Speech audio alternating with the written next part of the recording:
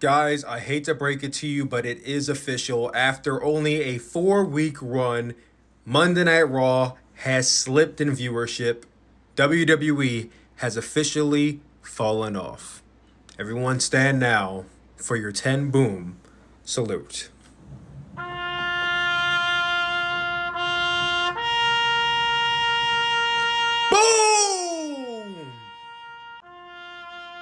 Okay. On a serious note, I've been seeing this report going around. Everyone's all doom and gloom. Oh, Monday Night Raw fell off. How quickly did this show? Like, come on, guys.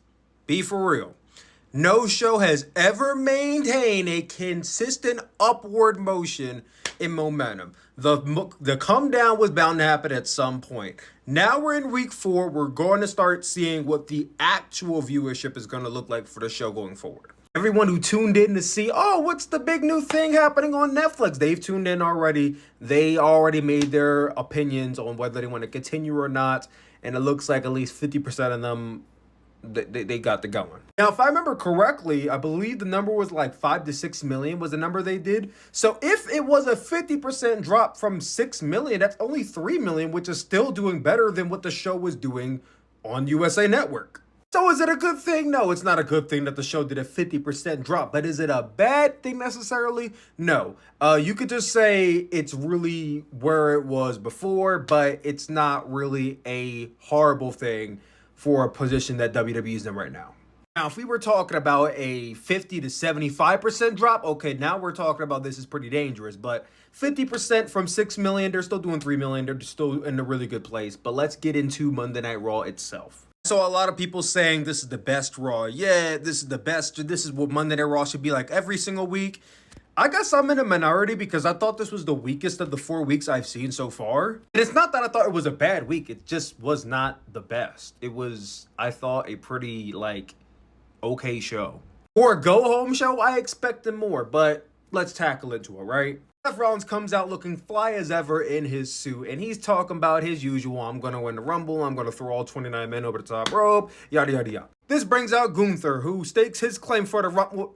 Imagine how cool that would have been if Gunther came out there and staked his claim for the Rumble match. That would have been actually really dope if he did. I mean, we've seen people as champions enter their match. Brock Lesnar in 2020, for example. He could have did it, but he didn't. He just came out there. And then out came Logan Paul, who wanted to stake his claim for being in the Rumble match as well, which everybody saw coming. But I found it interesting because he was gunning after Gunther. Did mention Cody Rhodes, but he put his attention towards the World Heavyweight Champion. And I might be in the minority again here, but I want to see Logan Paul versus Gunther. Not at WrestleMania, but I want to see that match happen at some point.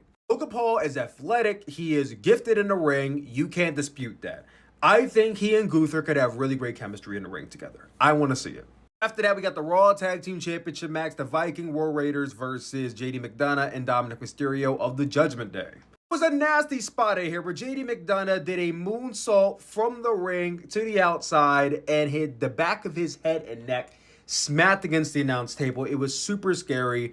The match didn't stop, but for a good 20-30 seconds, people were kind of like, is he okay? JD McDonough got back into the ring, and he not only did he finish the match, but he was still going like a champ as if nothing even happened to him. It was just sheer adrenaline, mind you. Adrenaline could not take him to a championship win because the Viking Raiders retained, and apparently pictures were circulating that he passed out as soon as he got backstage, wishing JD McDonough well. He did confirm on his Twitter that he got a couple broken ribs and a punctured lung, so he's going to be out for a couple months, but he is an absolute fucking G for finishing out the match the way that he did. All the respect in the world to JD McDonough, and I wish him well in his recovery.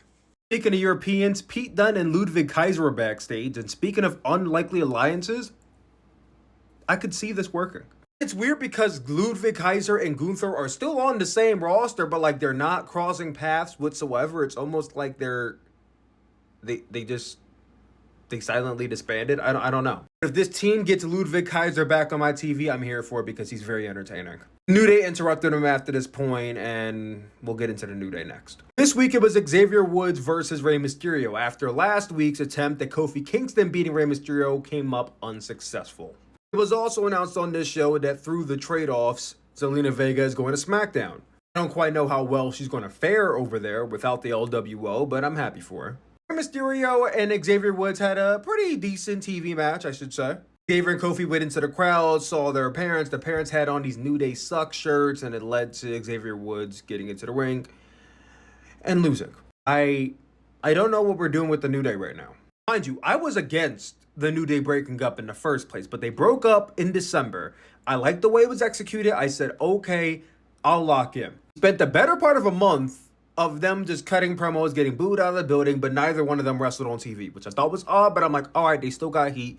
Let's see how they do in the ring. Their gear change is just them wearing black pants and black shoes. Nothing extravagant, nothing super crazy. I felt like it was very lazy in terms of their, attire change of them being heels. That's it, just all black. Okay, Black History Month is around the corner, I'll take it. Turn around and Kofi Kingston loses to Rey Mysterio. Might have been by a roll up, might have been by a roll through, he loses. And it's like, okay, we're trying to get these guys over as heels and they can't even beat 51-year-old Rey Mysterio. Maybe this week, Xavier Woods makes up for that by beating Rey Mysterio. Except he also loses to Rey Mysterio. So how am I supposed to get invested in an LWO versus New Day feud if the New Day can't even fucking beat Rey Mysterio? Like, yeah, Rey Mysterio is a legend. He's the GOAT. But they can't beat Rey Mysterio, bro. This is their first matches as single talent, as heels, and they can't beat Rey Mysterio. It is not enough to just turn them heel and that's it. Because if that's the case, then why turn them heel in the first place? I don't feel like they had any plans for them beyond this point, and it's starting to show. I hope I'm wrong. After this, Jey Uso came out with Quavo, and they were doing the yeets, and this yeet went on for like 5 minutes. I felt like they were just buying time for something. Jey Uso cut a promo that was pretty similar to the last few promos he cut against Gunther about how he's going to win the Rumble, and it's like, all right, cool. He's not going to win, but, nice to see Jey Uso on my TV screen. We got a backstage segment with Sami Zayn and Seth Rollins. But Sami Zayn is the messiest wrestler on the Raw roster. Let me just say this right now. Every week it's something with Sami Zayn. He accidentally kicked Seth. He accidentally kicked Drew. He accidentally kicked Cody. He accidentally kicked somebody in the dick and then said, happy day. I don't know what's going on with Sami Zayn, but can you please, calm the fuck down? Are you a good guy and you always in some shit? I don't get it. Like, I watch Raw every week and I'm just like, can Sami Zayn not mind his fucking business? Like, seriously? I want to take a good guess where your women's Intercontinental Champion was this week. Backstage, doing a promo yet again. Bianca Belair and Naomi went up against Liv Morgan and Raquel Rodriguez. It was a very okay match. I'm not going to lie. I was kind of like, shifting around, doing some stuff during this match. I didn't really see too much of it, but Liv Morgan and Raquel got the win. I'm sure they'll get a tag team title match very soon. Tyson Nat was on the show, and he's going to be at the Rumble streaming with Speed. But from the way he said it, it sounded like he and Speed about to do something at the Rumble. He said, like, I'm going to see Speed at the Rumble. Like, what you mean by that? I don't want to be naive and say, oh, Kai's going to enter in the Rumble match and Speed's going to help eliminate him. But, like, what if, right? We don't have Logan Paul and Bad Bunny. Like, why not? Kai's in the Rumble. We gotta have him going in there throwing people over the top rope and shit. He could just go in there, do a couple spots, and then fucking Logan Paul could throw him out for all I care. I bet you that will go viral on social media, and that's all WWE looks for these days, virality. You want a viral moment? Put Kai Cenat in the Rumble. We'll see if it happens, though. Paul Heyman came out to announce that Roman Reigns is on the cover of WWE 2K25, and I'll be doing a video on that very, very soon. It also moonlighted as a promo for Roman Reigns going into the Rumble match, which came out with Drew McIntyre. Basically told Paul off, like, hey, kick rocks, I'm going to win, and fuck Roman Reigns too. This led into Drew McIntyre versus Sami Zayn, which was a good main event. Drew got the win in the match, and then afterwards he starts beating up Sami Zayn. Cody Rhodes comes out for the save, and guess what happens? Sami Zayn accidentally haluva kicks Cody Rhodes in the face. Kevin Owens is standing by like, yeah, Sami, you did a great job. And I'm like, yeah, Sami, you did do a great job. If you're a fucking heel, you're doing an amazing job. If you're not a heel, then please stop. Every single relationship, every single partnership you were just in right now, you are objectively making worse. Sit your ass down somewhere, Sami, please. Cody Rhodes gets up after this and cuts his promo about, the Rumble match and what's going to happen then. This brings out CM Punk, and he and Punk have this great back and forth. It's a mutual respect and a mutual understanding, but CM Punk says, unlike all your old friends, I'm not going to stab you in the back. I'm going to stab you in the front. I'm going to win the Rumble and challenge you at WrestleMania. The two faced off. Voices in the air. Looking back on it, this episode of Raw was good, but I would still put it in the bottom 4 of the episode lineup.